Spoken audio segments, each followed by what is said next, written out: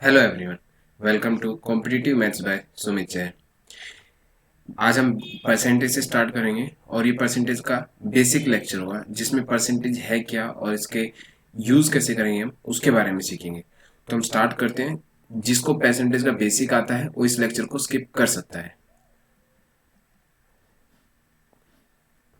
जैसे कि word percentage, ये वर्ड हम एसएससी मैथ्स करेंगे तो ये वर्ड बहुत बार यूज होगा।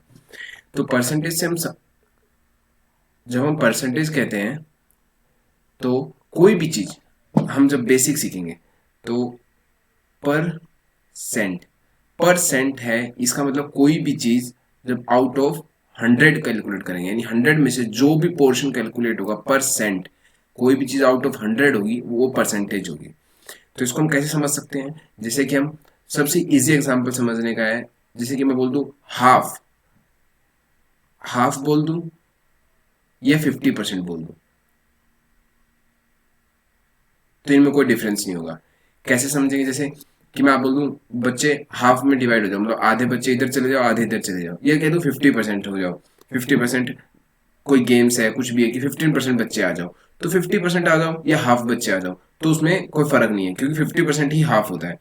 तो यहां से जब हम देखेंगे परसेंटेज में, तो ये जब 2 को मैं इस तरफ मल्टीप्लाई करूंगा तो 1 इक्वल टू हो जाएगा 100%। तो कोई भी चीज परसेंटेज में अगर 1 होती है तो वो 100% के इक्वल होती है। ठीक है, ये बेसिक हो गया।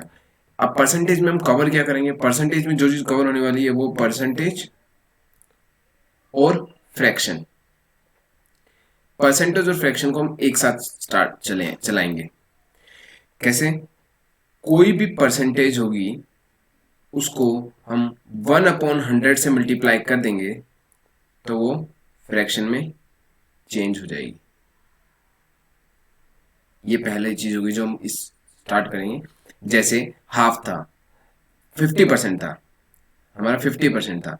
50% को एज अ फ्रैक्शन लिखूंगा तो मैं फॉर्मूले में देखो, फॉर्मूले के हिसाब से percentage percentage as it is into 1/100 कर देंगे तो ये 52, तो ये 1/2 आ जाएगा। तो ये बेसिक है। आपको ये चीज पता होनी चाहिए कि परसेंटेज को के साइन को जब हटा के इंटू 1/100 करेंगे तो वो चीज फ्रैक्शन में चेंज हो जाएगी। सिमिलरली फ्रैक्शन को मल्टीप्लाई बाय 100 कर देंगे तो वो परसेंटेज में चेंज हो जाएगा। ये दो चीज हमें पता होनी चाहिए और पहले लेक्चर में हम सिर्फ इसी को कवर करने की कोशिश करेंगे ताकि आपको परसेंटेज का बिल्कुल बेसिक हमेशा के लिए समझ में आ जाए। अगर कोई भी परसेंटेज की वैल्यू ली हो, अगर आपको डायरेक्ट उसकी वैल्यू याद तो वेल एंड गुड, अगर नहीं भी है तो हम कैसे कन्वर्ट करेंगे? इन दो चीजों का यूज होगा, परसेंटेज का और फ्रैक्शन का। तो इसको हम स्टार्ट करते हैं। जैसे कि मैंने आपको बताया है, वन, कोई भी चीज 1 होगी फ्रैक्शन में वो 100% की इक्वल होगी। कैसे होगी मैंने आपको यहां से समझा भी दिया। तो कुछ फ्रैक्शन वैल्यूज, कुछ परसेंटेज वैल्यूज जो हम इस चैप्टर में पढ़ेंगे और यूज करेंगे वो ऐसे होगी। जिसे हम फ्रैक्शन से लिख लेते हैं, फ्रैक्शन 1, 100%। अभी अभी आपको मैंने बताया। Similarly next fraction 1/2। 1/2 को जब परसेंटेज में करने के लिए, कोई भी फ्रैक्शन को परसेंटेज में करने के लिए क्या होते हैं, उसको 100 से करेंगे मल्टीप्लाई, तो यहाँ 100 से करेंगे तो कितना आ जाएगा? 50%। सिमिलरली नेक्स्ट फ्रैक्शन लेते हैं 1/3। 1/3 को जब परसेंटेज में कन्वर्ट करेंगे तो परसेंटेज में करने के लिए फ्रैक्शन को मल्टीप्लाई बाय 100 करते हैं तो जाएगा 33 1/3%। या फिर इसी चीज को मैं लिख सकता हूं 33.33%। समझने की बात यह है कि ये जो चीज है, ये जो चीज है और ये जो चीज है, तीनों का सेम ही मतलब है। क्वेश्चन में ये दी होगी तो मैं उसको इस वैल्यू में भी लिख सकता हूँ, उसको इस वैल्यू में भी लिख सकता हूँ। क्वेश्चन में ये चीज दी होगी मेरे को तो मैं उसको 1/3 भी लिख सकता हूँ। तो ये तीनों चीज आपस में सेम ही है। ठीक है, और इसी को यूज करते हुए हम पूरी मैथ्स को सोल्व करेंगे। तो नेक्स्ट फ्रैक्शन 1/4। तो 1/4 की वैल्यू लिखेंगे 1/4, सेम मल्टीप्लाई बाय 100 करेंगे परसेंटेज के लिए तो ये हमारा 25%। ये वो परसेंटेज और फ्रैक्शन वैल्यूज हैं जो आपको याद होनी चाहिए, और ये याद कैसे होगी वो मैं आपको बताता हूँ। 1/5, नेक्स्ट 1/5 इंटू में 100 कर देंगे, इंटू में 100 करते ये 20%। जब भी आप स्टार्टिंग करो तो आप ये इंटू 100 करके लिखना स्टार्ट करो, ताकि आपको ये याद हो जाए कि कोई भी फ्रैक्शन वैल्यू को इंटू 100 कर देंगे तो उसकी परसेंटेज वैल्यू आ जाएगी। जब आप ये बहुत ज़्यादा रिपीटेड प्रैक्टिस कर लेंगे तो ये इंटू 100 की जरूरत नहीं पड़ेगी, आप 1/5 को 20% और 20% को 1/5 डायरेक्ट लिखना सीख जाएंगे। नेक्स्ट जो फ्रैक्शन वैल्यू है 1/6, 1/6 इंटू में 100, ये हो जाएगा हमारा 16 2/3%, 16 2/3%। और इसी को अगर मैं डेसिमल वैल्यूज में लिखूंगा पॉइंट्स में 16.67%। तो जहां पर भी मेरे को क्वेश्चन में अगर ये दिया होगा या फिर ये वैल्यू दी होगी या फिर ये वैल्यू दी होगी, तीनों का मतलब ये है, तो मैं आगे जब वैल्यूज को यूज करूंगा तो मैं 16.67% होगा तो उसको मैं डायरेक्ट फ्रैक्शन में 1/6 लिख सकता हूँ। तो ये वैल्यू कहाँ से आ रही है आप यहाँ से देख सकते हैं। सिमिलरली नेक्स्ट फ्रैक्शन वैल्यू है 1/7, 1/7 मल्टीप्लाई बाय 100 कर देंगे, ये कितना आएगा 14, 98, दो रिमाइंडर बच गया 2/7%, ये हो जाएगा मेरा 14.28%। ये जो वैल्यूज हैं ये मुझे याद है इसलिए मैं डायरेक्ट लिख पा रहा हूँ। आपको कैसे याद होगी वो भी मैं आपको समझाऊंगा आगे कि आपको याद कैसे हो जाएगी, कि आप इस वैल्यू को देखते ही समझ जाएंगे कि ये 1/7 की वैल्यू है। नेक्स्ट जो फ्रैक्शन वैल्यू हम कवर करेंगे 1/8, 1/8 को परसेंटेज में लिखेंगे 1/8 मल्टीप्लाई बाय 100 कर देंगे। ये मैं मल्टीप्लाई बाय 100 सिर्फ और सिर्फ आपको यहाँ करके दिखा रहा हूँ, आपको बाद में इसकी जरूरत नहीं पड़ेगी। ये हो जाएगा 12.5%। सिमिलरली नेक्स्ट फ्रैक्शन जाएगा 1/9, परसेंटेज में कन्वर्ट करने के लिए क्या करेंगे इंटू में 100 कर देंगे, ये 11 1/9 परसेंटेज हो जाएगा। ये परसेंटेज का साइन इसलिए आ रहा है क्योंकि मल्टीप्लाई बाय 100 कर चुके हैं। और सिमिलरली इसको डेसिमल वैल्यूज में लिखूंगा तो 11.11%। सिमिलरली जो नेक्स्ट फ्रैक्शन वैल्यू होगी 1/10, 1/10 मल्टीप्लाई बाय 100, तो ये सिंपल मेरा 10% हो जाएगा। नेक्स्ट जो फ्रैक्शन वैल्यू होगी 1/11, 1/11 को जब मैं मल्टीप्लाई बाय 100 करूंगा सेम, तो ये आ जाएगा 9, 11 9 99, रिमाइंडर 1 बच गया तो 1/11%। सिमिलरली इसको फ्रैक्शन वैल्यू में होगा 9.09%, ये 1/11 था। नेक्स्ट फ्रैक्शन 1/12, 1/12 की जब हम परसेंटेज वैल्यू निकालेंगे तो मल्टीप्लाई बाय 100 करेंगे, सेम स्टेप रिपीट हो रहा है। इसको जब हम फ्रैक्शन वैल्यू में लिखेंगे तो 1/12 देगा 25/3, 25/3 को क्या लिख सकते हैं 8 1/3% और 8.33%। ये जो फ्रैक्शन वैल्यू और परसेंटेज वैल्यू है दोनों सेम है, इसका यूज कैसे होगा क्वेश्चन में मैं आपको आगे बताऊंगा। और जब तक आपको ये वैल्यूज याद नहीं होगी आप क्वेश्चन को इजीली सॉल्व नहीं कर सकते। नेक्स्ट जो है फ्रैक्शन वैल्यू 1/13, इसको जब हम परसेंटेज में कन्वर्ट करेंगे 1/13 इंटू में 100, 7 9/13%। और जब आप इसको डेसिमल वैल्यूज में लिखेंगे तो ये हो जाएगा 7.69%। सिमिलरली नेक्स्ट फ्रैक्शन वैल्यू होगी 1/14, 1/14 को जब आप परसेंटेज में कन्वर्ट करेंगे तो ये जाएगा 7 1/7%। और इसकी जब आप डेसिमल में वैल्यूज लिखेंगे 7.14%। ये चीजें कैसे आ रही है आप इसको शॉर्टेस्ट फॉर्म में जो लिखेंगे 50, ये जब 7 बचेगा तो 7 7 जा 49, रिमाइंडर 1 1/7, ये वैल्यूज यहाँ से आ रही है। आप जब इसको सॉल्व करेंगे तो आपको हर एक की वैल्यूज आ जाएगी। सिमिलरली जो नेक्स्ट फ्रैक्शन वैल्यू है 1/15, 1/15 को जब हम परसेंटेज में कन्वर्ट करेंगे तो ये हमारा बचेगा 6 2/3%, 6 2/3 है 6.67%। ये हमारी वैल्यूज कुछ फ्रैक्शन वैल्यूज हो गई। नेक्स्ट जो फ्रैक्शन वैल्यूज जो हमें यूज आएंगी वो है 1/16, 1/16 की वैल्यू जब हम परसेंटेज में कन्वर्ट करेंगे तो ये हमारी हो जाएगी 6 1/4%, जो कि इक्वल होगा 6.25% की। 1/16 तक वो फ्रैक्शन वैल्यूज है जो आपको हमेशा याद रहनी चाहिए। ये वैल्यूज तो आपको रेगुलरली यूज होगी। इसके अलावा भी कुछ फ्रैक्शन वैल्यूज हैं जो आपको आ सकती हैं और आपको वो भी पता होनी चाहिए, मगर वो बहुत कम आती है, और वो आपको अगर पता होगी तो आपको पेपर में और लोगों से जरूर एडवांटेज मिलेगा। वो कुछ फ्रैक्शन वैल्यूज है 17 की।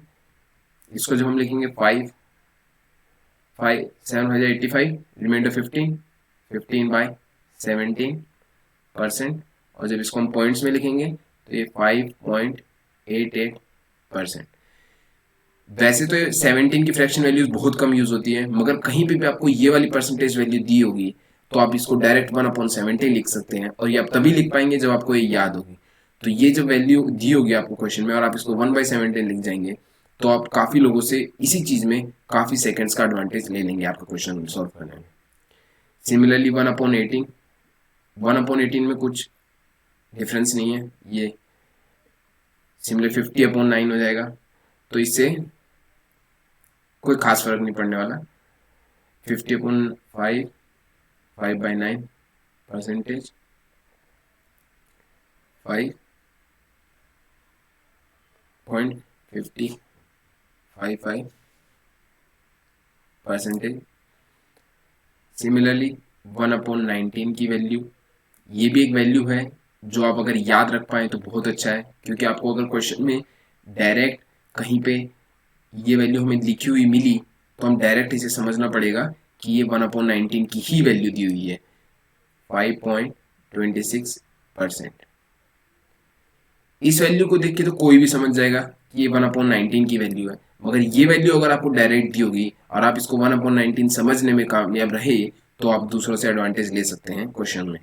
तो आपको ये वैल्यू, सिमिलरली 1/17 की वैल्यू, जो नेक्स्ट है 1/20 की तो सबको ही पता होगी। 1/20 मल्टीप्लाई बाय 100 करेंगे तो ये 5%। सिमिलरली जो नेक्स्ट कुछ वैल्यूज जो हमें याद करनी है, मैं आपको डायरेक्ट वो लिखवा देता हूँ ताकि आप अपनी नोटबुक में लिख लें और उसको पेपर से पहले जरूर देख लें। 1/21, इसकी जो हम फ्रैक्शन में लिखेंगे वो तो आप आराम से लिख सकते हैं, डिवाइड करके आप जब देखेंगे तो आप इजीली निकाल सकते हो, और जब पॉइंट्स में दी होगी तो आपको वहां पर 4.76% दी होगी, और इस परसेंटेज वैल्यू को देख के हमें पहचानना है कि ये 1/21 की वैल्यू दी हुई है। नेक्स्ट जो फ्रैक्शन वैल्यू आपको याद करनी है वो आप लिख सकते हैं 1/23। इसको भी आप जब, मैं आपको हर एक वैल्यू को इनटू में 100 लिख के एक स्टेप बढ़ा के बता रहा हूं ताकि आप इस चीज को याद रख पाए कि कोई भी फ्रैक्शन को परसेंटेज में जाने के लिए उसको मल्टीप्लाई बाय 100 किया जाता है।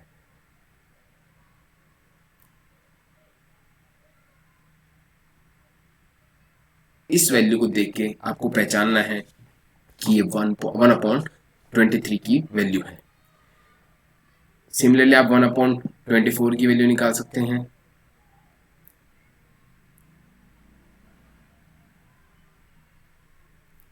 ये आपकी 1/6% आ जाएगी, जो कि 4.16% होगी। आप 1/25 की भी आप निकाल सकते हैं। तो मैंने आपको 25 तक fraction values A to Z लिखवा दी है।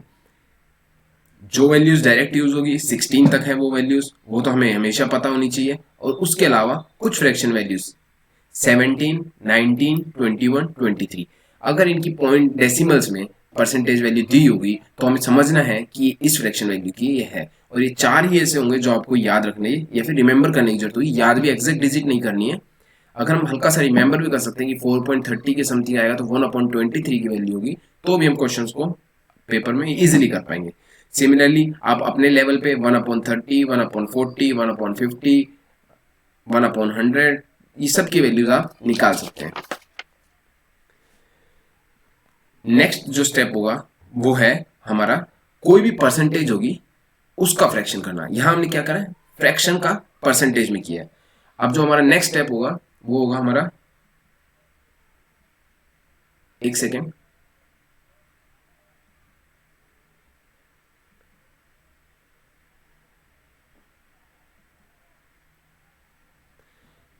जो नेक्स्ट स्टेप होगा हमारा, कोई भी फ्रैक्शन वैल्यू दी होगी और हमें इसको कोई भी, सॉरी फ्रैक्शन वाला तो हम कर चुके हैं, फ्रैक्शन टू परसेंटेज।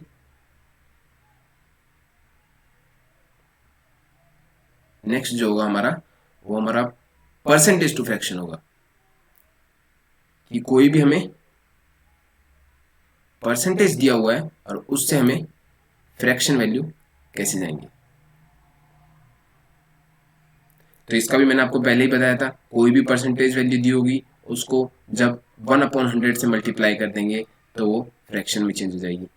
तो इसके कुछ एग्जांपल्स, जैसे कि आपको क्वेश्चन में 15% दिया होगा मान लो, तो इसकी फ्रैक्शन वैल्यू जब होगी तो 15 इंटू 1/100, जब आप 5 से काटेंगे तो ये 3/20 हो जाएगा।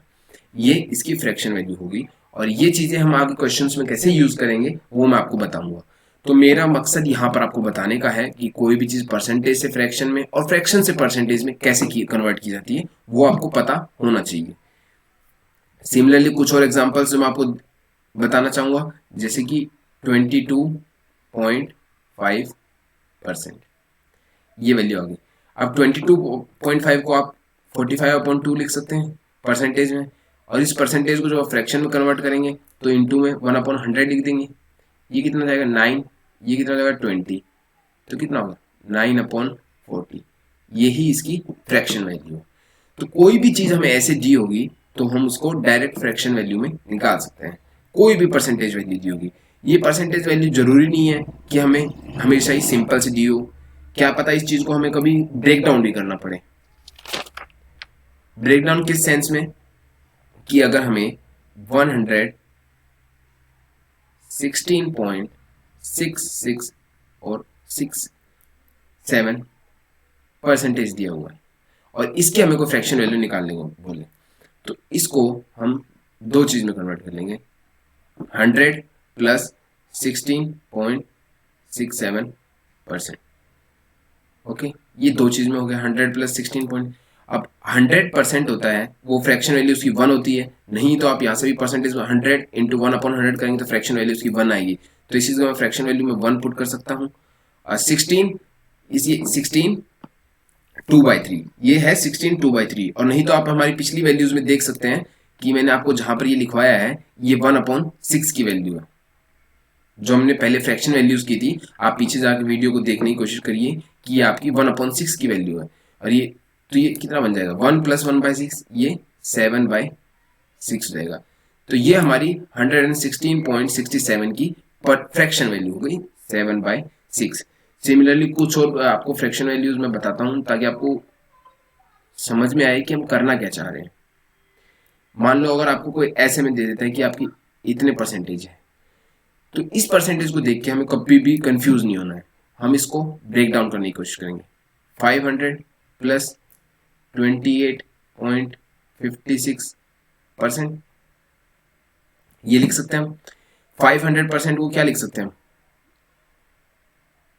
500% को फ्रैक्शन वैल्यू में 5 आ जाएगा। कैसे, आप इधर पुट करके देख लीजिए, 500 इंटू 1/100 तो 5 ही बचेगा, प्लस 28.56। 28.56 हमारा, हमें फ्रैक्शन वैल्यूज देखी होगी कि 14.28, ये हमने एक फ्रैक्शन परसेंटेज वैल्यू देखी थी, और इसको हमें याद होगा कि ये 1/7 की ही इसकी फ्रैक्शन वैल्यू 1/7 थी, तो ये इसका डबल है, तो डबल है तो मल्टीप्लाई बाय 2 करेंगे तो मतलब ये कहीं ना कहीं 2/7 की वैल्यू है 28.56। कैसे, आप इसको दोनों तरफ 2 से मल्टीप्लाई कर लीजिए, तो यहाँ हो जाएगा 28.56%, दूसरी तरफ हो जाएगा 2/7। तो आप इसी जगह अगर 2/7 लिख देंगे तो यहाँ से आपका 35 to 37/7, ये आपकी फ्रैक्शन वैल्यू हो जाएगी 528.53 की। ये जो वैल्यूज होती हैं, ये जो फ्रैक्शन वैल्यूज हमने स्टार्टिंग में की थी 1/7, 1/7, 1/6, 1/5, 1/4, ये उनकी डिराइव्ड वैल्यूज है। तो डिराइव्ड वैल्यूज कैसे होती हैं, अब मैं आपको एक बार बता देता हूँ कि डिराइव्ड परसेंटेज हमें कैसे निकालनी है, उसका यूज क्या होगा हमारे लिए। जैसे कि हम सबसे छोटी फ्रैक्शन है जो आपको इजी लगे उससे ले लेते हैं। हमें 1/4, इसको जब हम परसेंटेज में कर रहे थे तो कैसे कर रहे थे, मल्टीप्लाई बाय 100 करके, तो जिसको आप 25% लिख दे रहे थे डायरेक्ट। ये तो सबको याद हो गया था। अब इसी की ड्राइव वैल्यूज कैसे होगी, इसी की ड्राइव वैल्यू इसको मल्टीप्लाई बाय 2 कर लेते एक बार,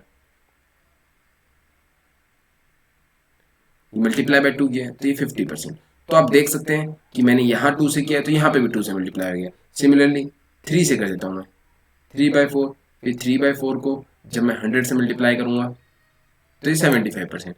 तो मतलब जो मेरी 1/4 को अगर मैंने 3 से मल्टीप्लाई किया तो 3/4 हो गया, और 25 को 3 से 75। तो ये इसकी डिराइव्ड वैल्यू होगी। सिमिलरली जो नेक्स्ट डिराइव्ड वैल्यू जिसकी मैं आपको समझाता हूँ वो है 1/7, और ये वैल्यू सबसे ज़्यादा यूज भी होती है 7 की। तो 1/7 को जब हमने परसेंटेज में लिखा था तो वो था 14 2/7%। ये आप पीछे वीडियो में देख सकते हैं, नहीं तो आपने नोट्स बना रहे होंगे अगर आप साथ, तो आप देख सकते हैं पलट के कि ये 1/7 की वैल्यू हमने परसेंटेज में ये लिखी थी। सिमिलरली अगर इसकी मैं 2/7 की वैल्यू निकालूं तो कितना होगा, 2/7 मल्टीप्लाई बाय 100, तो कितना हो जाएगा, आप इसको करें 28 4/7। आप इसको यहाँ से पॉइंट्स में आपने कितना लिखा था, 14.28%, तो यहाँ पे भी मल्टीप्लाई बाय 2 है तो 28.56% हो जाएगा।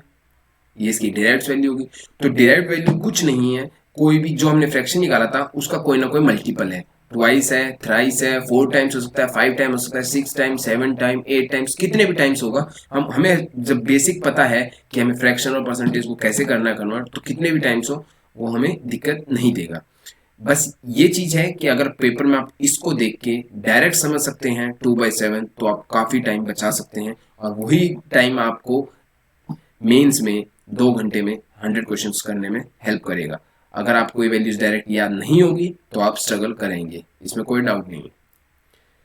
तो 1/7 की आगे जैसे 1/2 आप 3/7 की निकाल सकते हैं, 4/7, 5/7 जैसे हम लिख सकते हैं। तो 5/7 कैसे होगा, 5/7 मल्टीप्लाई बाय 100, तो 500/7 हो जाएगा।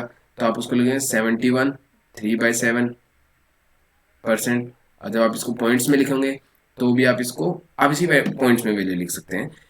अब मेरा मेन मकसद है आपको समझाने का यहाँ पर कि जब आपको ये वैल्यू दी होगी तो आपको कैसे समझ में आएगा कि ये 5/7 की वैल्यू, ठीक है।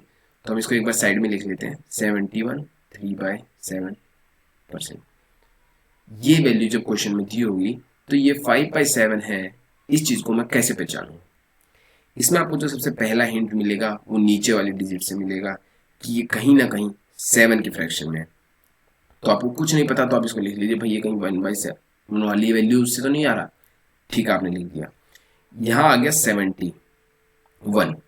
अब 1/7 में आपको याद था वो 14 2/7% के इक्वल होता था, ये 1/7 की आपको वैल्यूज याद होगी।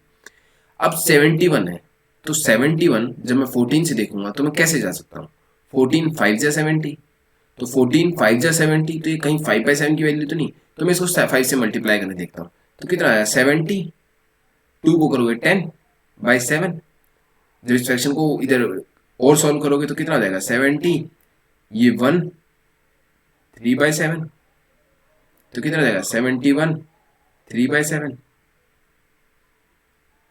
यहाँ पर किसी को डाउट तो आपकी ये वैल्यू है, तो इस वैल्यू से आपको ये समझ में आना चाहिए कि ये 5/7 की वैल्यू।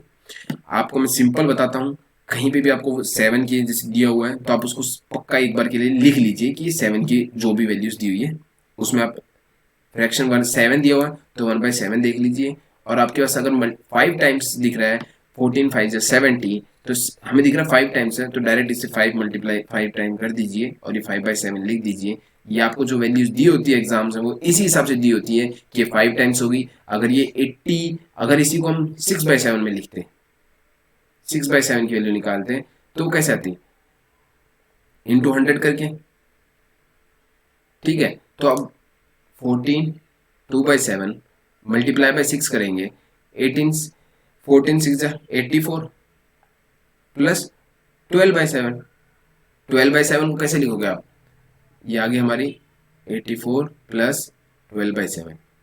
12/7 को लिख सकते हैं आप 1 प्लस 1 5/7, ये आ जाएगी 85 5/7।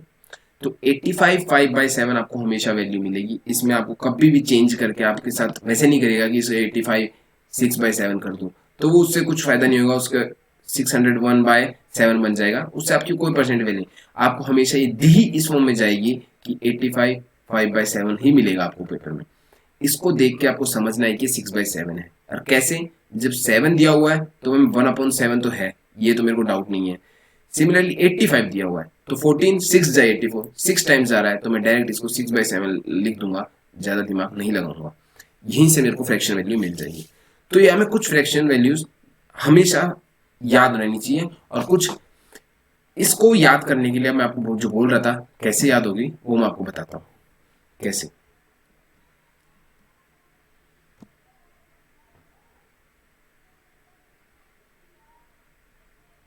एक सेकेंड,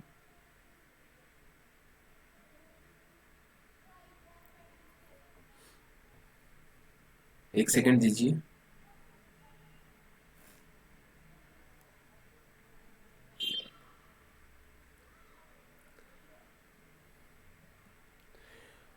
तो आप लोग को फ्रैक्शन वैल्यूज कैसे याद होगी उसके लिए मैं बताया था। तो आप एक होमवर्क ले लीजिए मेरी तरफ से, जो भी इस वीडियोस को देख रहे हैं, आप जिंदगी भर याद रखेंगे कि इस होमवर्क से आपको कितनी हेल्प मिली होगी। जिससे 1/7 का मैंने आपको बताया, आपको 1/7 की वैल्यू आप पीछे से नोटबुक से, आपको याद नहीं है अभी तक मैं समझ रहा हूँ, लिख लीजिए।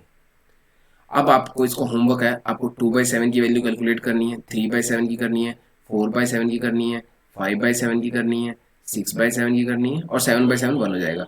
सिमिलरली 1/11 होगा, 11 का आपको इतनी वैल्यू की जरूरत नहीं पड़ी। जैसे आप और कोई जैसे 1/6 हो गया, आप 2/6 की निकालिए, 3/6 की निकालिए, 4/6 की निकालिए।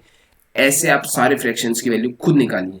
जब आप इन वैल्यूज को खुद निकालेंगे तो आप 1/6 की वैल्यू को बार बार यूज करेंगे, 1/7 की वैल्यूज को बार बार यूज करेंगे, और जब आप चीज को रिपीटेड यूज करेंगे तो आपको वो वैल्यू याद हो जाएगी। ये सबसे बेस्ट मेथड रहेगा, इससे आपकी डिराइव्ड वैल्यू भी हो जाएगी आपके पास, आपको ये वैल्यूज याद भी हो जाएंगी, और आपके पास एक चार्ट टाइप भी प्रिपेयर हो जाएगा, जिससे आप कभी भी आप अपने आप को रिवाइज कर सकते हैं, नहीं तो एक बार गो थ्रू जा सकते हैं कि ये वैल्यू इसके इक्वल होती है।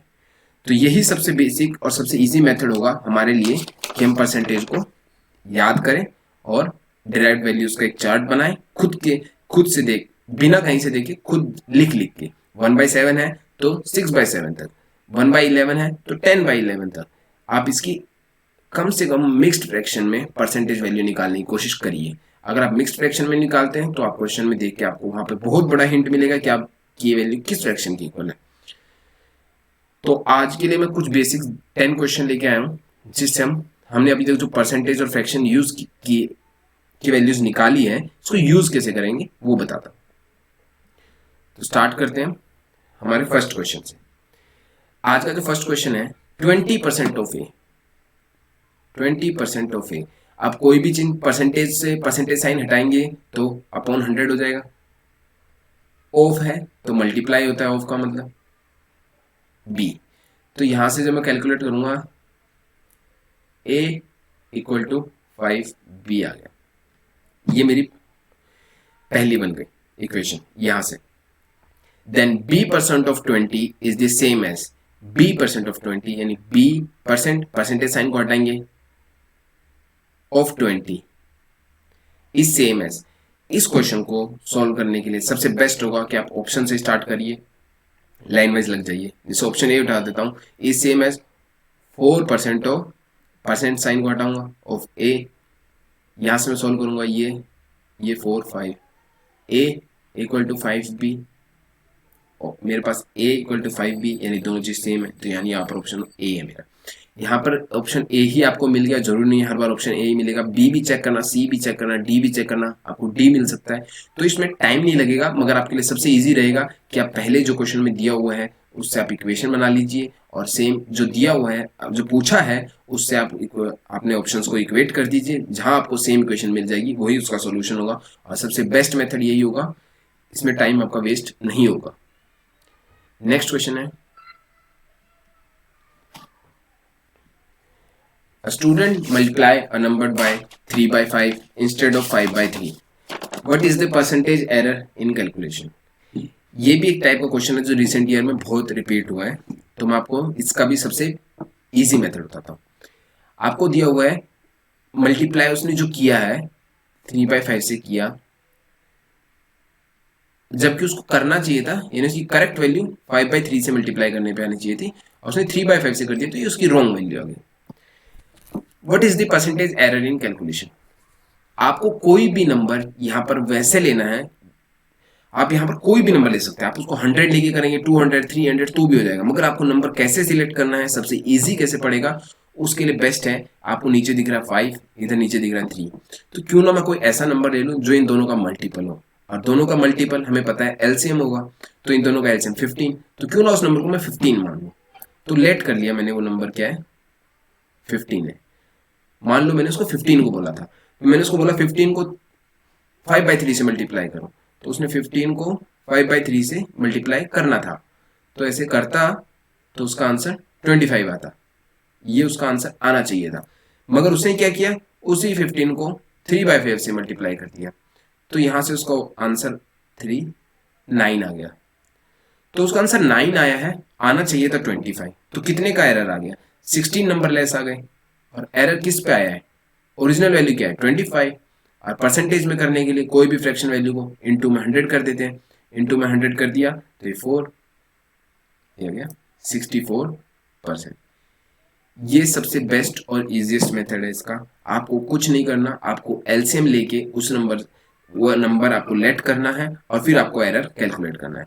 अगर आप इस नंबर को 15 की जगह 30 लेते तो आपकी वैल्यूज डबल हो जाती, मगर एरर परसेंटेज फिर भी सेम आता। आप इसको 300 लेते तो भी आपकी वैल्यूज जितने टाइम से आप बढ़ाते जाओगे वो उतने टाइम बढ़ती जाएगी, मगर परसेंटेज कभी भी चेंज नहीं होगा, परसेंटेज एरर 64% ही आएगा। तो हम ज़्यादा बड़ी वैल्यूज में नहीं जाने की कोशिश करेंगे, इसलिए एलसीएम ही लेंगे, क्योंकि लोएस्ट वैल्यू एलसीएम से ही मिलेगी, और उससे हमारा आंसर सबसे छोटी वैल्यूज से इजिली आ जाएगा। तो यहाँ पर मैंने 15 ले लिया उस नंबर को, क्योंकि 5 और 3 का एलसीएम मेरे को पता है 15 होता है। अगर आपको 3 by 7 और 5 by 9 ऐसे कुछ हो जाता तो सिंपल है, 5, 7 और 9 63 होता, तो मैं 63 को ले लेता, उस नंबर को 63 मानता और सॉल्व करता, तो मेरे इजीली वैल्यूज आ जाती। याद रखना है हम ये एलसीएम नीचे वाली वैल्यूज का ले रहे हैं, क्यों, क्योंकि हम इसको जब मल्टीप्लाई करेंगे तो ये चीज उस चीज से डिवाइड हो रही है, उस चीज को काटेगी, तो इस चीज को काटेगी और हमारी कोई डेसिमल वैल्यूज ना बने, इसलिए हम उसका एलसीएम ले रहे हैं। Next question, 40% of A by plus B, 40%। Similarly percentage value को मैं डायरेक्ट हटा रहा हूं, अपॉन 100, ऑफ है तो मतलब multiply A plus B is equal to 60% of है तो सी, फिर से मैं मल्टीप्लाई लिख दे रहा हूं, ये हमारी इक्वेशन दी हुई है। Then 2a minus 3b upon a plus b, ठीक है। आप इससे 100 से 100 को काट सकते हैं, 0 से 0 को काट सकते हैं, 3 आ जाएगा, यहाँ पे 2 आ जाएगा, तो इक्वेशन बचेगी 2a plus 2b is equal to 3a minus 3b। यहां से आप सॉल्व करेंगे तो a इक्वल टू 5b और a अपॉन b हमारा आएगा 5:1। ये हमें रेशियो वैल्यू 5:1 का रेशियो मिला है a और b का। इस टाइप के क्वेश्चन में आप यहाँ पे से a की वैल्यू डायरेक्ट 5 और b की वैल्यू डायरेक्ट 1 पुट कर सकते हैं, क्योंकि आप यहाँ पर भी देखिए कोई स्क्वायर नहीं है, कोई क्यूब नहीं है, यहाँ पे भी सिंगल 1 में ही है और यहाँ पे भी पावर 1 में ही है। जब दोनों ऊपर नीचे पावर 1 में ही है तो कोई डिफरेंस नहीं पड़ेगा, मगर इसी क्वेश्चन में अगर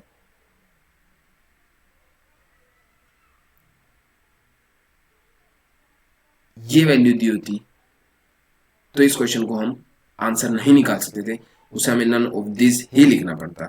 क्यों, आप इसको समझिए, आप इसमें a की वैल्यू 5, b की वैल्यू 1 रखिए, 10 माइनस 3 7 अपॉन 6, 7 अपॉन 6 इसका आंसर है, ये आपको इजी आ गया। मगर मैं आपको बताना क्या चाहता हूँ, आप उसको समझिए, ये 7 अपॉन 6 क्यों आया, ये कोई भी वैल्यू 5 अपॉन 1 है, तो ये 5 और 1 नहीं है, ये वैल्यू 5x है, कोई भी x टर्म है, और b की वैल्यू 1x है। x कोई भी एक टर्म है जो हमने मानी है, वो x 1 भी हो सकती है, 2 भी हो सकती है, 3 भी हो सकती है। जब आप 5 टू ए की जगह 5x पुट करेंगे तो ऊपर बचेगा 10x माइनस बी की जगह 1x पुट करेंगे 3x अपॉन में 5x प्लस 1x, तो ये बचेगा 7x अपॉन 6x और ये x कट जाएगा तो ये 7 अपॉन 6 हो जाएगा। ये आपका x क्यों कटा, क्योंकि आपकी यहाँ पर भी पावर 1 थी और पावर 1 थी।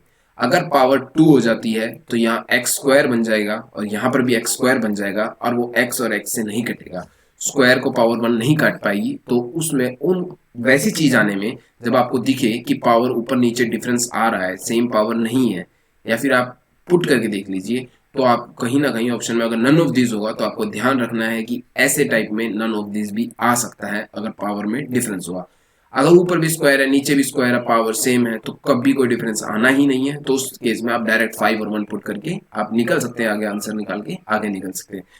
इन केस पावर डिफरेंस आया तो आपको इस चीज का ध्यान रखना है कि उसका आंसर नन ऑफ दिस भी हो सकता है, क्योंकि अगर यहाँ मान लो स्क्वायर होता तो यहाँ स्क्वायर की वैल्यूज बनती और नीचे एक्स की वैल्यू बनती, तो यहाँ स्क्वायर बनता और ये बनता, तो ये 5x ये बचता।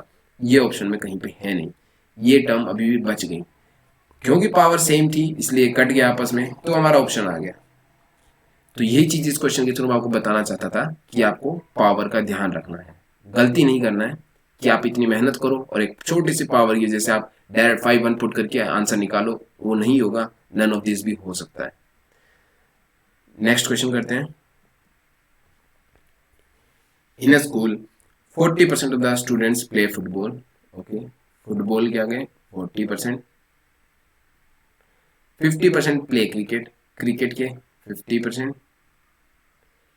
18% of the student neither play football. अच्छा, ये नाइदर प्ले फुटबॉल और क्रिकेट, नाइदर फुटबॉल क्रिकेट वाले 18%।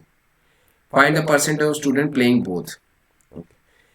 अब 18% नाइदर फुटबॉल नॉर क्रिकेट, तो यानी 100 में से 80 यानी 82% बच्चे ही कुछ ना कुछ खेलते हैं। ये तो मेरे को समझ में आ गया कि 18% तो कुछ ही नहीं खेलते, 100 अगर टोटल है तो 82% लोग ही कुछ ना कुछ खेलते हैं।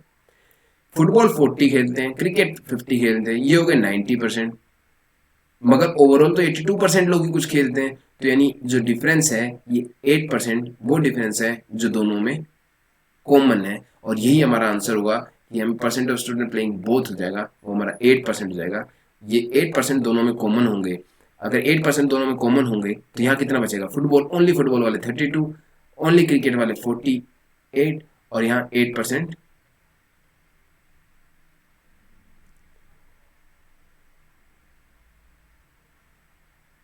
40, ये 42 हो जाएगा और यहाँ 8% कॉमन वाले, तो आप इसको टोटल करिए कितना हो जाएगा, फुटबॉल क्रिकेट और ये बोथ हो गया, ये कितना हो गया 74 प्लस 8 82 यानी 82, और 82 ही हमारा टोटल खेलते हैं, तो यहाँ से भी हम निकाल सकते हैं।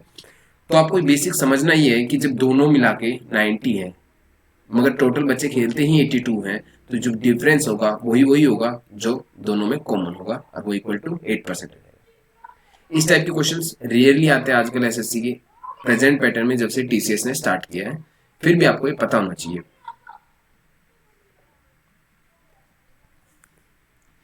ये नेक्स्ट क्वेश्चन है, given a is 50% larger than c. तो यहां से मैं आपको परसेंटेज का जो मैंने बताया है वो स्टार्ट करता हूँ। 50% लार्जर, तो 50% को जब हम फ्रैक्शन में लिखेंगे तो कैसे लिखेंगे, फ्रैक्शन में करने के लिए क्या करते थे 1/100 से मल्टीप्लाई यानी 1/2।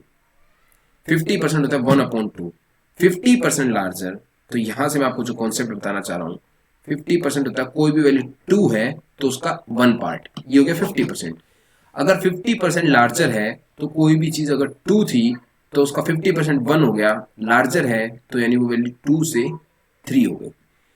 इस कॉन्सेप्ट को आपको समझना है कि हमें परसेंटेज का फ्रैक्शन में यूज कैसे करेंगे। 50% लार्जर यानी कोई भी चीज 2 से 3 हो गई, 2 से 3 कैसे हो गई आपको यहां से समझना है कि 50% होता है 1/2, 1/2 यानी कोई भी चीज 2 है उसका तो एक पोर्शन बढ़ा है, तो यानी 2 में से 1 बढ़ गया तो 3 हो गया। तो यहां से हम लिख सकते हैं given a is 50% larger than c. Okay, a is 50% larger than c, तो यानी ए की वैल्यू 3 और सी की वैल्यू 2 होगी, क्योंकि ए लार्जर बोला हुआ है, और 2 और 3 कैसे होगी मैंने आपको यहां से समझा दिया। Similarly second case 25%, b is 25% larger than c. जब आप 25% देखेंगे तो आप इसको फ्रैक्शन वैल्यू लिखिए,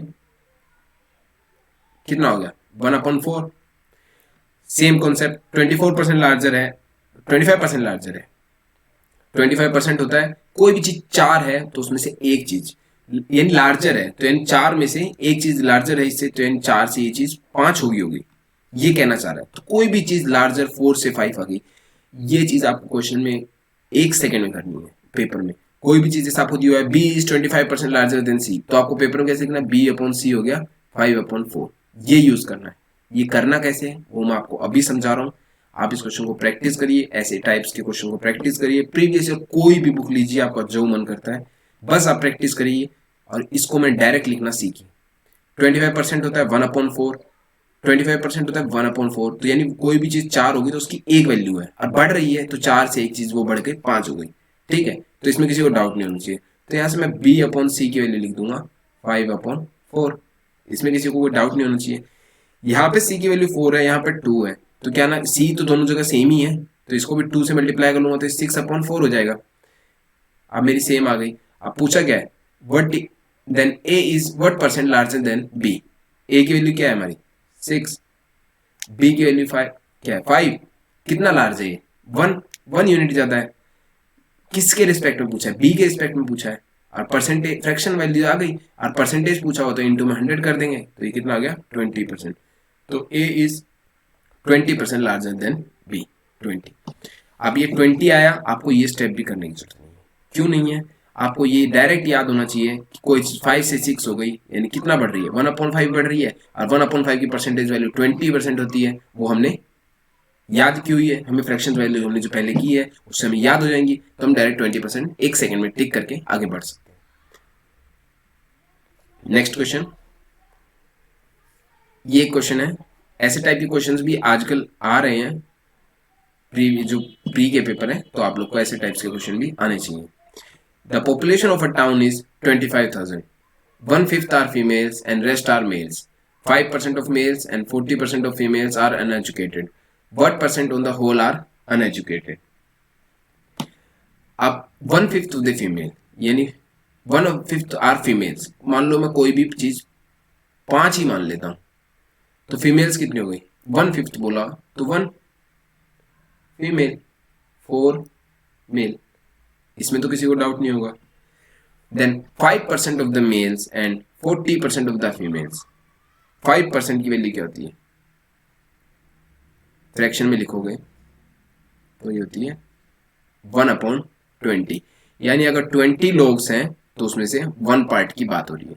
सिमिलरली 40% की वैल्यू क्या होती है, जब आप फ्रैक्शन में लिखोगे 40 इंटू 1/100, इसको आप 2/5, ये इसकी फ्रैक्शन है। यानी कोई भी चीज 5 होगी तो उसमें से हम दो यूनिट्स की बात कर रहे हैं, या 1/20 है 2/5 है। तो अगर मेरे को ये सब चीज 10 के मल्टीपल्स में या 5 के मल्टीपल्स में मिल जाती तो मैं 1/5 और 1/20 ये सब निकालने ईजी होता। तो क्यों ना मैं इस सब चीज को 20 से मल्टीप्लाई कर दूं, ताकि मेरा 1/20 भी ईजी हो जाए, 2/5 भी ईजी हो जाए, जो भी चीज मेरे को निकालने को बोली जाए तो मैं इसको 20 से मल्टीप्लाई कर देता हूँ। तो मेरे टोटल हो गए 100, फीमेल्स कितनी हो गई मेरी 20 से मल्टीप्लाई 20, मेल्स कितने हो गए 80। यहां तक किसी को डाउट, ये मैंने क्यों किया है, क्योंकि आपको ये फ्रैक्शन वैल्यू से पता है कि मेरे को 1/20 निकालना पड़ेगा। अब इस क्वेश्चन में आ जाइए, मेल्स 5% ऑफ मेल्स, 5% 1/20 है, तो 80 का 1/20 निकालोगे तो कितना हो जाएगा 4 यूनिट, यानी 4 मेल्स आर अनएजुकेटेड बोला। अनएजुकेटेड, तो एजुकेटेड मेल्स कितने हो गए 76। सिमिलरली फीमेल्स के केस में आ जाइए, 40% ऑफ द फीमेल्स, 40% होता है 2/5, ये मैंने आपको बता दिया है। तो 20 का 2/5 आप निकालोगे तो कितना आ जाएगा 8, यानी 8 फीमेल्स अनएजुकेटेड है तो 12 एजुकेटेड है, टोटल 20 है। तो यहां से आ गई when 1% of the whole are educated, educated कितने 76, यहां से 12, यहां से टोटल 88 एजुकेटेड है, और टोटल मैंने 100 लिए थे, ठीक है, और इनटू में 100 कर दूंगा तो परसेंटेज आ जाएगा, तो ये 88%। यहाँ से मेरा 100 लेने की वजह से डायरेक्ट जो वैल्यू आ रही है उसको मैं डायरेक्ट 88% लिख सकता था। अगर यहाँ मैंने 500 लिया होता तो मेरे को वो अपॉन 500 करना पड़ता, इसीलिए मैंने अपॉन 100 लिख के आपको बताया है। कि अपॉन 100 करके ही ये जो मेरा फ्रैक्शन वैल्यू आ गई और मल्टीप्लाई बाय 100 करके ही मेरी परसेंटेज वैल्यू आ रही है। यहाँ पर डायरेक्ट 100 से है तो 100 से कोई भी चीज़ होगी तो डायरेक्ट ही परसेंटेज वैल्यू आ गई, तो इसलिए 88 आप डायरेक्ट ही टिक कर सकते थे कि एजुकेटेड। आपको ये चीज़ भी याद रखनी है, इसमें 12% भी ऑप्शन में हो सकता था और वो 12% ऑप्शन देने का यही होता कि यहाँ पर अनएजुकेटेड पूछा जाता। तो आपको ये भी छोटी छोटी चीज़ें याद रखनी है कि एजुकेटेड लिखा है या अनएजुकेटेड। कई बार होता है क्या है कि हम स्पीड से करने के चक्कर में एजुकेटेड और अनएजुकेटेड में ध्यान नहीं देते और गलत ऑप्शन को टिक कर देते हैं और हमारी जो 30 सेकंड्स की 20 सेकंड्स की मेहनत होती है सबसे इजी क्वेश्चन पे वो बर्बाद चली जाती है। तो इन चीज़ों का भी हमें ध्यान रखना है। नेक्स्ट क्वेश्चन है, a village lost 12% of its good. अब आ गया 12%। 12% को जब आप फ्रैक्शन में लिखोगे कितना आ जाएगा, ये 25, ये 3, यानी 3/25, ये 12% की वैल्यू होगी। अब village loss 12% of it goods in flood, 12% loss हो गई, यानी अगर कोई भी चीज 25 थी उसमें से 3 लॉस्ट हो गई तो बची कितनी, 22 रिमेनिंग बची। यहाँ पे तो किसी को कोई डाउट नहीं होना चाहिए। 5% of the remainder died from disease, 5% है, इसकी 5% की वैल्यू क्या होगी। अब आपको अगर फ्रैक्शन से याद है तो डायरेक्ट वेल एंड गुड 1/20, यानी कोई भी चीज 20 थी तो उसमें से एक चीज खत्म हो गई, बोला रिमाइंडर डाइड बोला, तो रिमेनिंग कितनी बची होगी, 19 बची होगी। ये दो चीज पता लगी। If the left number now is 8360, what was the original number before the flood. तो मान लेते ओरिजिनल नंबर हमें x था, कोई भी चीज, ठीक है। पहले स्टेप में कितनी रिमेंडिंग रहेगी, 22। टोटल कितनी मानी हमने, 25 में से 12% लॉस्ट हो चुके फ्लड में, तो 12% लॉस्ट हो गया, यानी कोई भी चीज 25 में से 3 यूनिट लॉस्ट हो गई, यानी 22 यूनिट्स बाकी है 25 में से। ये हमारे पास फ्लड के बाद वाला आ गया। अब नेक्स्ट केस में 5% ऑफ द रिमाइंडर, अब ये रिमाइंडर इतनी बची हुई है, ठीक है, इनमें से ही 5% और मर गई। 5% कितना होता है, 1/20, तो बची कितनी, 19/20, ये रिमाइंडिंग का रेशियो आ गया, ठीक है। तो 19/20 बच गई, ठीक है। अब ये मेरे पास बच गई, ये फ्लड के बाद, ये मरने के बाद, अब बची हुई है इतनी, मगर ये तो बोल रहा है बची हुई की वैल्यू कितनी दी हुई है, 8360 दी हुई है, यानी इक्वल टू ये है। तो आप इसको सोल्व करेंगे तो आपकी एक्स की वैल्यू आ जाएगी। अब आपको कोई भी चीज़ अगर ऐसा लग रहा होगा कि इसमें कैलकुलेशन कितनी बड़ी है, तो मैं आपको सबसे बेसिक मेथड बताता हूँ कि यहाँ सारी चीज़ 1000, 10,000, 1,00,000 है, तो आपको ये इससे डिवाइड होगा। आपको इस कैलकुलेशन में घुसने के लिए ज़्यादा कुछ नहीं करना, आप इसको सबसे पहले सिर्फ 11 से काटिए। 11 का टेबल इजी भी और सबको आता भी है। 7 × 77, रिमाइंडर 6, 6 × 60, ये आ गया। यहाँ बचा हुआ 2, इस 2 से इसको काट दीजिए, 3 80, 19 2 × 38 20, तो क्या आ गया एक्स की वैल्यू, 25 × 20 × 20, 25 2 × 50, 2 × 100, 100 लिख दीजिए, उसके आगे 2 0 लगा दीजिए। कौन सा ऑप्शन होगा, ऑप्शन बी, ये हमारा आंसर। तो इस क्वेश्चन को आपको इसी मेथड से करोगे तो आपको इजी पड़ेगा है? और आपको ये फ्रैक्शन वैल्यू लिखनी आनी चाहिए कि अगर आपकी फ्लड में इतनी लॉस्ट हो गई तो उसको मैंने 22/25 कैसे लिखा है। अगर आप इस वैल्यू को यहाँ समझ सकते हैं तो आपको एग्जाम की जो अप्रोच होगी, जो मैं अप्रोच करता हूँ, वो क्या होता है, 12% लॉस, तो मैं डायरेक्ट लिखता हूँ 22/25। अब 12% को मैं 22/25 कैसे लिख देता हूँ, 12% को मैं डायरेक्टली 4 के हिसाब से लेता हूँ, तो 100 में 100 को जब मैं 4 से करूँगा 25 और 12 को जब 4 से करूँगा 3, यानी 3 पार्ट लूज हो गए, 22 पार्ट रह गए। सिमिलरली 5% वो रिमाइंडर डाइड, तो 5% होता है 1/20, तो 19/20। ये डायरेक्ट लिखना आपको क्वेश्चन में, पेपर में, तो डायरेक्ट आपका ये स्टेप आएगा। जब आप क्वेश्चन को पढ़ते रहेंगे तो ही आपकी डायरेक्ट ये इक्वेशन बनेगी। ये डायरेक्ट इक्वेशन कब बन पाएगी, जब आपको ये चीज़ें पता होगी। तो आप प्रैक्टिस में ये चीज़ें लिखें और जब आपकी प्रैक्टिस हो जाए, सेकेंड राउंड करें प्रैक्टिस का सेम क्वेश्चन का, तो आप डायरेक्ट ये स्टेप लिखने की कोशिश करें। जिस दिन आप ये डायरेक्ट स्टेप लिखेंगे उसी टाइम से आपकी कैलकुलेशन जो तेज चाहिए होती है वही यही होती है कि आपको डायरेक्ट स्टेप स्किप करके लिखना आना चाहिए। बाकी कैलकुलेशन क्विक करने का और कोई शॉर्टकट है नहीं, आपको टेबल्स आने चाहिए और आपको स्टेप को स्किप करके अगला स्टेप डायरेक्ट लिखना आना चाहिए। Next question, in a school there are 1500 student, 44% of them are girls and monthly fees of each boy is rupees 540 and fee of each girl is 25% less than that of a boy, then the sum of the fees of boy and girl is। ये 2017 का exams का mains का paper है तो मैं आपको ये question बताने के लिए लाया हूँ कि देखो आपको इस वैल्यूज को देख के तो लग रहा होगा कि कैलकुलेशन हार्ड होगी, मगर उसमें इतना हार्ड है नहीं। कैसे? आपको पहले पता होना चाहिए 1500 student 44% of them are girl, तो 1500 का 44% पहले मैं निकाल लेता हूँ। कैसे करेंगे? 44 इंटू 10 440 इंटू 5 करेंगे 220, तो आप इसको 660 लिख सकते हैं। ठीक है, ये नंबर ऑफ गर्ल्स आ गई। तो नंबर ऑफ बॉयज कितने बच गए 1500 से 840, ये नंबर ऑफ बॉयज हो गए। ठीक है, फीस पूछी हुई है, बोला क्या हुआ है, fee of each girl is 25% less than of boy. 25% क्या होता है 1/4। कैसे? आप 25% लिखेंगे, इसकी फ्रैक्शन वैल्यू निकालेंगे 1/4, यानी 25% लेस है, तो कोई भी चीज जो 4 होगी वो अभी कहीं ना कहीं 3 बन गई, ये कहना चाह रहा है। ठीक है, तो each girl fees is 25% less, यानी 450 540 का 3/4 है, ये हमें बोला हुआ है। इसको आप कैलकुलेट करेंगे तो ये 405 आ जाएगी। ठीक है, यानी ईच गर्ल की फीस ये है और बॉय की फीस 540 है। अब टोटल फीस पूछा हुआ है, टोटल फीस अब डायरेक्ट है 540 इंटू 840 प्लस 660 इंटू 405, ये। अब आप इसको कैलकुलेट करेंगे तो आपका आंसर आ जाएगा। अब आप सोचोगे कि ये कैलकुलेशन और इसमें तो बहुत टाइम लगेगा। इस क्वेश्चन में अगर आप इसको कैलकुलेट करोगे तो भी आपका ज़्यादा टाइम नहीं लगेगा, आप इसको मल्टीप्लाई करके देखेंगे तो ये इजीली वैल्यूज आएगी। अगर आप चाहते हैं तो मैं बता देता हूँ आपको, जैसे 540 और 840 है। ठीक है, 0 तो हम बाद में यूज़ कर लेंगे। आपको कैलकुलेशन ऐसे आनी चाहिए 4 4 जा 16, रिमाइंडर इज 1, यहाँ 1 बचा हुआ है। 5 4 जा 20, 8 4 जा 32, 32 और 20 52 प्लस 1 53, 5 यहाँ बचा हुआ। 8 5 जा 45 45, 4 5 3 6 2 0, ये इसकी वैल्यू है।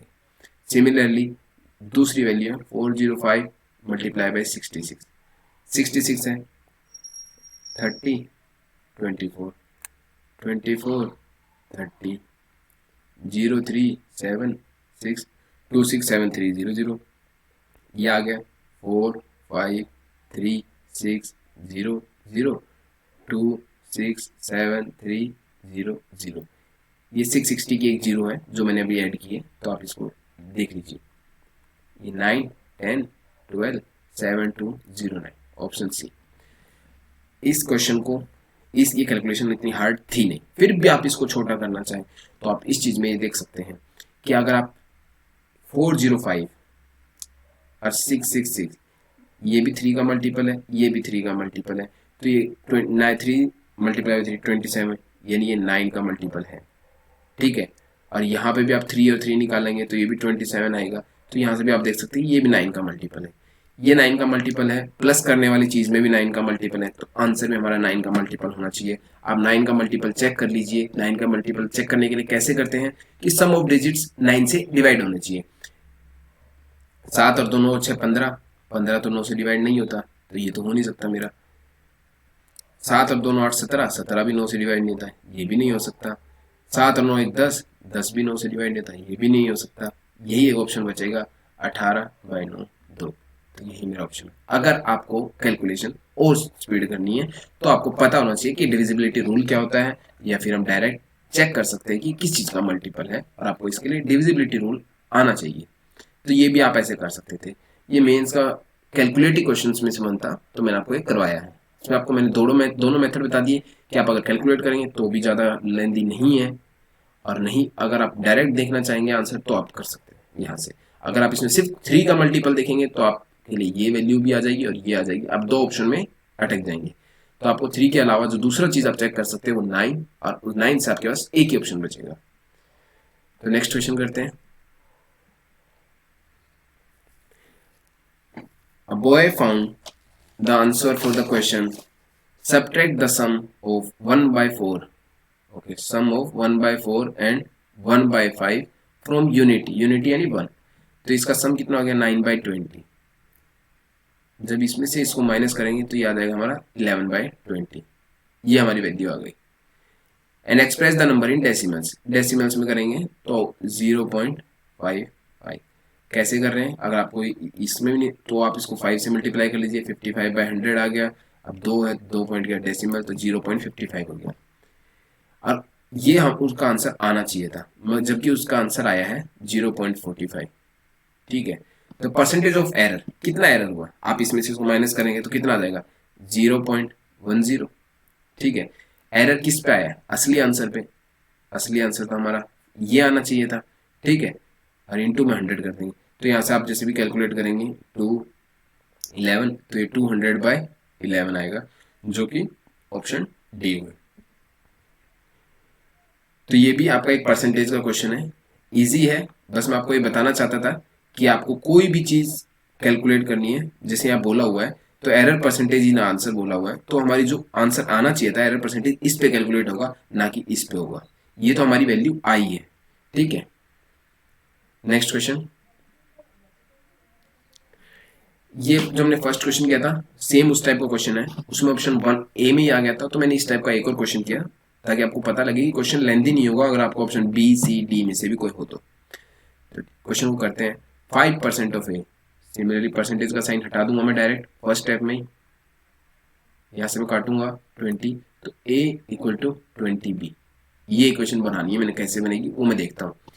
b% of 20 is same as b% of 20, तो ऑप्शन ए से चला, ए करते हैं, b% ऑफ 20, परसेंटेज साइन हटेगा। ठीक है, तो 100 आ जाएगा, is 20% of a/2, option A देखता हूँ, यहाँ इसको डायरेक्ट काटता हूँ, ये काटता हूँ, तो यहाँ a इक्वल टू 2b, ये तो नहीं है, मेरे को a इक्वल टू 20b चाहिए, तो ऑप्शन ए तो नहीं हो सकता, ऑप्शन बी पे जाता हूँ। सेम, ये तो हर चीज में सेम ही आएगा क्योंकि क्वेश्चन में b% ऑफ 20 बोला हुआ है। 50% ऑफ a/20, ये इससे कट जाएगा, ये यहाँ कटेगा, तो यहाँ आएगा 4, a is equal to 8b, ये भी नहीं है मेरा ऑप्शन। अब सी ऑप्शन के लिए जाते हैं, b/100 into 20 is equal to 50%। अब आप ये देख लीजिए, जो परसेंटेज दोनों तरफ मैं अपॉन 100 लिख रहा हूँ, ये कट रहा है, तो मेरे को बार बार लिखने की जरूरत नहीं है, मगर मैं क्योंकि समझा रहा हूँ तो इसलिए लिख दे रहा हूँ। तो यहाँ से मिलेगा 4b is equal to 5a, ये भी मेरा ऑप्शन में नहीं है, ये भी मेरे को इक्वेशन नहीं चाहिए। अब ऑप्शन डी पे आ जाते हैं, b%। अब मैं आपको डायरेक्ट लिख के बताता हूँ कि क्वेश्चन पेपर में कैसे करते हैं। परसेंटेज दोनों तरफ का तो मैं नहीं लिख रहा अपॉन 100, ठीक है, ये से कट गया, a इक्वल टू 20b, यही मेरे को चाहिए, तो मेरा ऑप्शन डी हो जाएगा। तो ऐसे आपको सॉल्व करना पड़ेगा, इसमें आपको टाइम नहीं लगेगा अगर आप डायरेक्ट लिखेंगे। ठीक है, मैक्स टू मैक्स 30 सेकंड्स का क्वेश्चन है, अगर आप ऑप्शन डी भी है, अगर आप सॉल्व ए और बी में से ही आ गया तो ये 10 से 15 सेकंड ही लगेंगे। तो इसी के साथ हम लेक्चर 1 को फिनिश करते हैं। जल्दी मैं नेक्स्ट वीडियो बनाऊंगा, नेक्स्ट टाइप के क्वेश्चंस को कवर करूंगा। ऐसे ही हम परसेंटेज के पूरे सिलेबस को, मैथ्स के एसएससी सीजीएल और सीएचएसएल के पूरे सिलेबस को कवर करने की कोशिश करेंगे। तो आपको कोई भी क्वेरीज हो, कोई भी आपको गाइडेंस चाहिए, तो आप मेरे को इस ईमेल आईडी के थ्रू कांटेक्ट कर सकते हैं, या फिर इंस्टाग्राम फेसबुक पे भी आप सुमित चहल के नाम से आप मेरे को मैसेज कर सकते हैं। आपको कोई भी हेल्प होगी वो जरूर की जाएगी। और आप में से कोई आपको कैसे, आपको पेपर को जो आप वीकली मॉक टेस्ट दे रहे हैं उसको कैसे एग्जामिन करना है, आपकी वीकनेसेस कैसे देखनी है, आपको ये सब चीज़ें सीखनी है, पता लगाना है, तो आप मुझे इस ईमेल आईडी पे बता दीजिए, मैं आपकी ज़रूर हेल्प करूँगा और आपको एक अच्छा सा गाइडेंस ज़रूर दूंगा। Thank you.